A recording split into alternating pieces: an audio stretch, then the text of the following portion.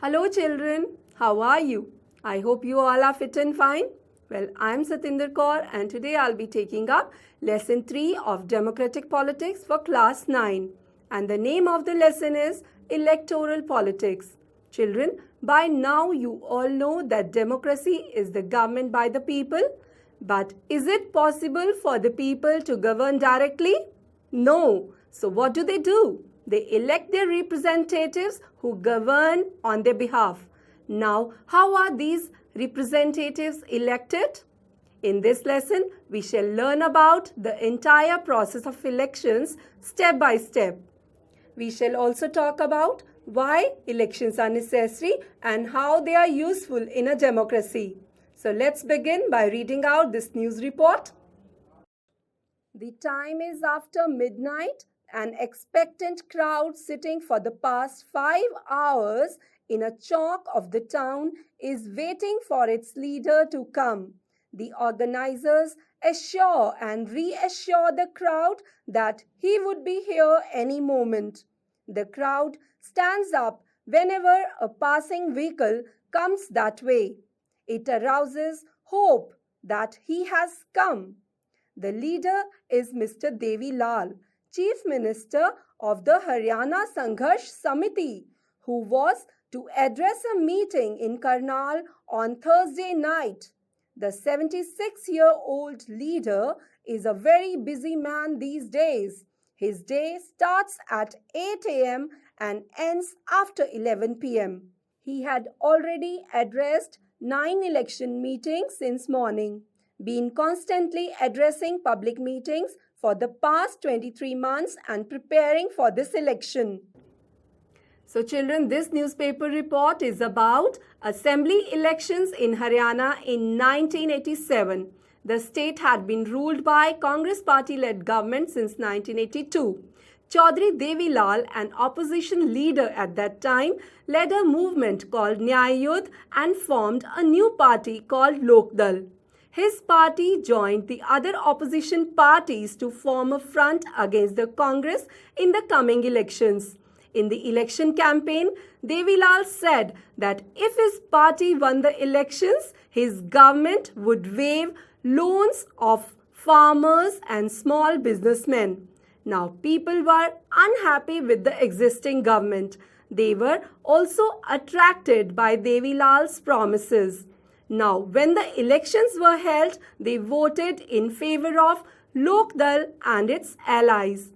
Lok Dal and its partners won 76 seats out of total 90 seats. Lok Dal alone won 60 seats and had a clear majority in the assembly. Now, after the declaration of results, the sitting chief minister resigned and the newly elected members of the Legislative Assembly chose Devi Lal as their leader. As soon as Devi Lal became the chief minister, his government issued an order waiving the outstanding loans of farmers, agricultural laborers and small businessmen. His party ruled the state for the next 4 years. But when elections were held in 1991 again, his party failed to win the popular support. This time, the Congress won the elections and formed the government. Now, what do we conclude from this news story? First, that the party that wins elections forms the government, and second, if the people are unhappy with the ruling party, they can vote against it in the next elections. Children, elections take place regularly in any democracy. There are more than 100 countries in the world in which elections take place to choose people's representatives. Elections are also held in many countries that are not democratic. But why do we need elections? Let's try to imagine a democracy without elections. A rule of the people is possible without any elections if all the people can sit together every day and take all the decisions. This is not possible in any large community. Nor is it possible for everyone to have the time and knowledge to take decisions on all matters. Therefore, in most democracies, people rule through their representatives. Now, is there a democratic way of selecting representatives without elections? Let's think of a place where representatives are selected on the basis of age and experience, or a place where they are chosen on the basis of education or knowledge. There could be some difficulty in deciding on who is more experienced and knowledgeable. But let us say the people can resolve these difficulties. Clearly, such a place does not require elections. But can we call this place a democracy? How do we find out if the people like their representatives or not? How do we ensure that these representatives rule as per the wishes of the people? How to make sure that those who the people don't like do not remain their representatives? This requires a mechanism by which people can choose their representatives at regular intervals and change them if they wish to do so. This mechanism is called election. Therefore, elections are considered essential in our times for any representative democracy. In an election, the voters make many choices. First, they can choose who will make laws for them. Second, they can choose who will form the government and take major decisions. And third, they can choose the party whose policies will guide the government and lawmaking. Now, elections can be held in many ways. All democratic countries hold elections, but most non-democratic countries also hold some kind of elections. How do we distinguish democratic elections from any other elections? Let's talk about some minimum conditions of a democratic elections. First, everyone should be able to choose. This means that everyone should have one vote and every vote should have equal value. Second, there should be something to choose from. Parties and candidates should be free to contest elections and should offer some real choice to the voters. Third, the choice should be offered at regular intervals. Elections must be held regularly after every few years. Fourth, the candidate preferred by the people should get elected. Fifth, elections should be conducted in a free and fair manner where people can choose as they really wish. These might look like very simple and easy conditions, but there are many countries where these conditions are not fulfilled. Now we shall apply these conditions to the elections held in our country to see if we can call these democratic elections. But before that, let's consider this question. Is it good to have political competition? Children, elections are all about political competition. If there is no competition, elections will become pointless. But is it good to have political competition? Clearly, an electoral competition has many demerits. It creates a sense of disunity and factionalism in every locality. You would have heard of people complaining of party politics in your locality. Different political parties and leaders often level allegations against one another. Parties and candidates often use dirty tricks to win the elections. Some people say that this pressure to win electoral fights does not allow sensible long-term policies to be formulated. Some good people who may wish to serve the country do not enter this arena.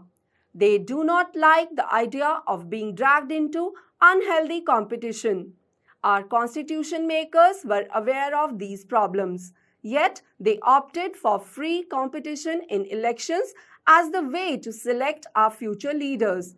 They did so because this system works better in the long run. In an ideal world, all political leaders know what is good for the people and are motivated only by a desire to serve them. Political competition is not necessary in such an ideal world, but that is not what happens in real life. Political leaders all over the world, like all other professionals, are motivated by a desire to advance their political careers. They want to remain in power or get power and positions for themselves. They may wish to serve the people as well, but it is risky to depend entirely on their sense of duty. Besides, even when they wish to serve the people, they may not know what is required to do so, or their ideas may not match what the people really want. How do we deal with this real life situation? One way is to try and improve the knowledge and character of political leaders. The other and the more realistic way is to set up a system where political leaders are rewarded for serving the people and punished for not doing so. Who decides this reward or punishment? The simple answer is the people. That is what electoral competition does. Regular electoral competition provides incentives to political parties and leaders. They know that if they raise issues that people want to be raised, their popularity and chances of victory will increase in the next elections. But if they fail to satisfy the voters with their work, they will not be able to win again. So, if a political party is motivated only by desire to be in power, even then it will be forced to serve the people. This is a bit like the way market works. Even if a shopkeeper is interested only in his profit, he is forced to give good service to the customers. If he does not, the customer will go to some other shop. Similarly, political competition may cause divisions and some ugliness, but it finally helps to force political parties and leaders to serve the people. Now let's move ahead and see, are Indian elections democratic? To answer this question, let's take a look at how elections are held in India. Lok Sabha and Vidhan Sabha assembly elections are held regularly after every 5 years. After 5 years, the term of all the elected representatives comes to an end. The Lok Sabha or Vidhan Sabha stands dissolved. Elections are held in all constituencies at the same time, either on the same day or within a few days. This is called a general election. Sometimes election is held only for one constituency to fill the vacancy caused by death or resignation of a member. This is called a by-election. However, in this lesson we shall focus on general elections. Now let's start with electoral constituencies. Children, you read about the people of Haryana electing 90 MLAs. You may have wondered how they did that. Did every person in Haryana vote for all the 90 MLAs? You know, children, that this is not the case. In our country, we follow an area-based system of representation. The country is divided into different areas for purpose of elections. These areas are called electoral constituencies. The voters who live in an area elect one representative. For Lok Sabha elections, the country is divided into 543 constituencies. The representative elected from each constituency is called a member of parliament or an MP. One of the features of a democratic elections is that every vote should have equal vote. That is why our constitution requires that each constituency should have a roughly equal population living within it. Similarly, each state is divided into a specific number of assembly constituencies. In this case, the elected representative is called the member of the Legislative Assembly or an MLA. Each parliamentary constituency has within it several assembly constituencies. The same principle applies for panchayat and municipal elections. Each village or town is divided into several wards that are like constituencies. Each ward elects one member of the village or the urban local body. Sometimes these constituencies are counted as seats, for each constituency represents one seat in the assembly. When we say that Lok Dal won 60 seats in Haryana, It means that candidates of Lok Dal won in 60 assembly constituencies in the state, and thus Lok Dal had 60 MLAs in the state assembly. There are reserved constituencies too. Our constitution entitles every citizen to elect his or her representative and to be elected as a representative. The constitution makers, however, were worried that in an open electoral competition, certain weaker sections may not stand a good chance to get elected to the Lok Sabha and the state legislative assemblies. If that happens, our parliament and assemblies would be deprived of the voice of a significant section of our population. That would make our democracy less representative and less democratic. So, the makers of our constitution thought of a special system of reserved constituencies for the weaker sections. Some constituencies are reserved for people who belong to the scheduled castes and scheduled tribes. In a SC reserved constituency, only someone who belongs to the scheduled caste can stand for elections. Similarly, only those belonging to the scheduled tribes can contest election from a constituency reserved for STs. Currently, in the Lok Sabha, 84 seats are reserved for the scheduled castes and 47 for the scheduled tribes. This number is in proportion to their share in the total population. Thus, the reserved seats for SC and ST do not take away the legitimate share of any other social group. This system of reservation was extended later to other weaker sections at the district and local level. In many states, seats in rural and urban local bodies, that is panchayats and municipalities and corporations, are now reserved for other backward classes as well. However, the proportion of seats reserved varies from state to state. Similarly, 1/3 of the seats are reserved in rural and urban local bodies for women candidates. Now look at this map, children. It shows state-wise Lok Sabha constituencies in our country. There are total 543 constituencies, out of which 412 are general constituencies. They are shown in white color. 84 are reserved for scheduled castes. They are shown in red color. 47 constituencies are reserved for scheduled tribes. These are shown in green color. Now look at the information given with the map and answer these questions. The first question is, which states have more than 30 Lok Sabha constituencies? Children, you can see that Bihar, Maharashtra, Tamil Nadu, Uttar Pradesh and West Bengal have more than 30 Lok Sabha constituencies. The next question is, why do some states have a large number of constituencies?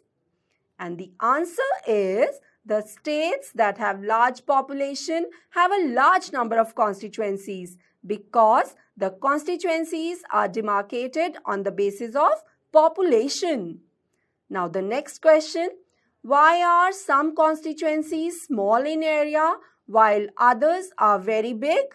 Now the reason for this is the density of population is more in such areas. Similarly, some constituencies are big because density of population is less there. Now let's take up the last question. Are the constituencies reserved for the SCs and STs evenly spread all over the entire country, or are there more in some areas? So children, if you look carefully, you will find that the constituencies for the SCs and STs are not evenly spread over the entire country. ST constituencies are more in number in states like Bihar, Odisha, Jharkhand, Madhya Pradesh and Maharashtra. Now let's move ahead and talk about the voters list. Once the constituencies are decided, the next step is to decide who can vote and who cannot. This decision cannot be left to anyone till the last day. In a democratic election, The list of those who are eligible to vote is prepared much before the elections and given to everyone. This list is officially called the Electoral Roll and is commonly known as the voters list. This is an important step, for it is linked to the first condition of a democratic election, that is, everyone should get an equal opportunity to choose representatives. Earlier, we talked about the principle of universal adult franchise. In practice, it means that everyone should have one vote and each vote should have one equal value. No one should be denied the right to vote without a good reason. Different citizens differ from one another in many ways. Some are rich, some are poor, some are highly educated, some are not so educated or not educated at all. Some are kind, others are not so kind, but all of them are human beings with their own needs and views. That is why all of them deserve to have an equal say in decisions that affect them. In our country, all the citizens aged 18 years and above can vote in an election. Every citizen has the right to vote regardless of his or her caste, religion, or gender. Some criminals and persons with unsound mind can be denied the right to vote, but only in rare situations. It is the responsibility of the government to get the names of all eligible voters put on the voters list. As new persons attain voting age, names are added to the voters list. Names of those who move out of a place or those who are dead are deleted. A complete revision of the list takes place every 5 years. This is done to ensure that it remains up to date. In the last few years, a new system of election photo identity card, that is EPIC, has been introduced. The government has tried to give this card to every person on the voters list. The voters are required to carry this card when they go out to vote, so that no one can vote for someone else. But the card is not yet compulsory for voting. For voting, the voters can show many other proofs of identity like the ration card or the driving license. Children, we noted above that in a democratic election, people should have a real choice. This happens only when there are almost no restrictions on anyone to contest an election. This is what our system provides. Anyone who can be a voter can also be a candidate in the elections. The only difference is that in order to be a candidate, the minimum age is 25 years, while it is only 18 years for being a voter. There are some other restrictions on criminals, etc. But these apply in very extreme cases. Political parties nominate their candidates who get the party symbol and support. Party's nomination is often called party ticket. Every person who wishes to contest an election has to fill a nomination form and give some money as security deposit. Recently, a new system of declaration has been introduced on direction from the Supreme Court. Every candidate has to make a legal declaration giving full details of serious criminal cases pending against the candidate, details of the assets and liabilities of the candidate and his or her family, and educational qualifications of the candidate. This information has to be made public. This provides an opportunity to the voters to make their decision on the basis of the information provided by the candidates. Now the question is, why is there no educational qualification for holding such an important position when some kind of educational qualification is needed for any other job in the country? The arguments in favor of this are, if, for example, a graduate degree like BA, BCom or BSc was made compulsory for candidates, more than 90% of the citizens will become ineligible to contest elections. So children, that was all about today's session. Now let's move ahead and take up a few questions. Here we have some questions with options and you have to choose the correct option. Are you ready? The first question is, what is the total number of Lok Sabha constituencies in our country?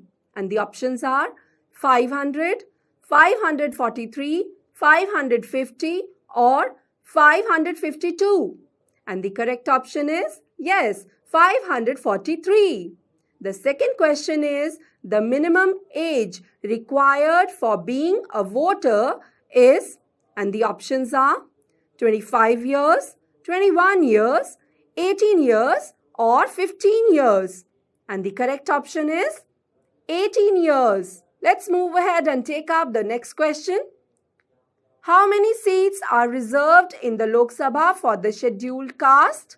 And the options are 47, 60, 84 or 100. And the correct option is, yes, 84. Now the next question. Which of these is not a feature of Indian democracy? And the options are, India has the largest number of voters in the world. India's election commission is very powerful. In India, everyone above the age of 18 years has a right to vote. Or in India, the losing parties refuse to accept the electoral verdict. And the correct option is, in India, the losing parties refuse to accept the electoral verdict. Now the next question. What is a constituency?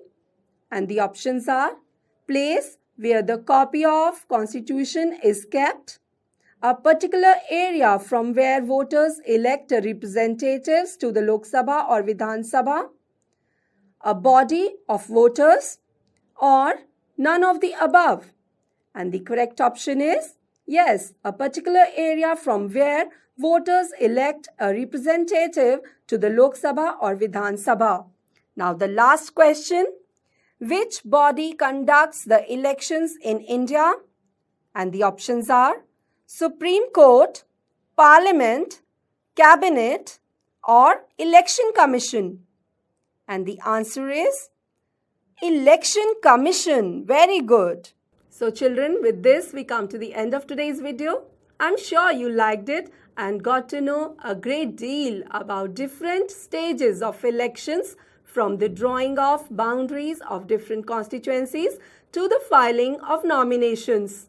You also learnt about why elections are necessary and what makes elections in India democratic. That's all for today. I'll be back with the second part of the lesson soon. Till then, stay healthy, stay happy.